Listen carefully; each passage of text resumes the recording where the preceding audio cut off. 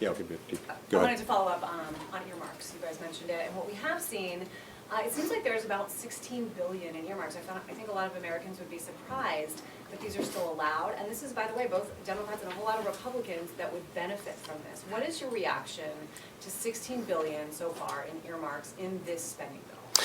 Well, we have a Republican conference policy position in the Senate that's opposed to earmarks.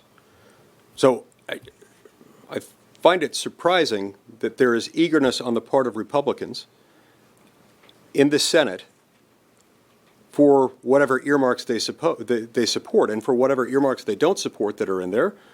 Their support for the bill is odd and oddly irreconcilable with that policy position. So Yeah. you went on the floor yesterday and you asked for the UC for a CR to go until February 4th. You were denied that UC.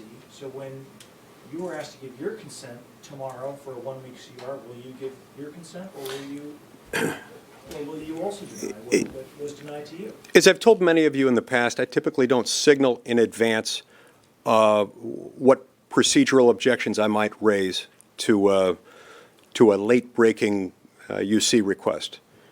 But I will say this: I'm going to continue to advocate for a CR that will take away the shutdown threat, so that Congress can act clear-headed in a clear-headed fashion, and not under the extortive threat. Now, what that might culminate in, I don't know. But again, my effort here is to avoid a shutdown and to de-escalate that issue. This is to prevent a shutdown. If they reject that, what they are doing is literally enhancing, magnifying significantly at a calculated time of year the risk of a shutdown, and that's wrong. I think we're supporting what the Republicans in the House want, by the way. And by the way, there's no equivalency to those two unanimous consent requests.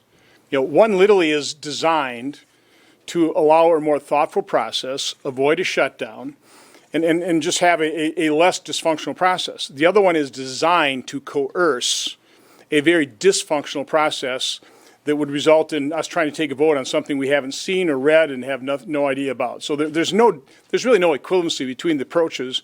Ours is very reasonable. Doesn't preclude them from negotiating omnibus sometime in the next few weeks.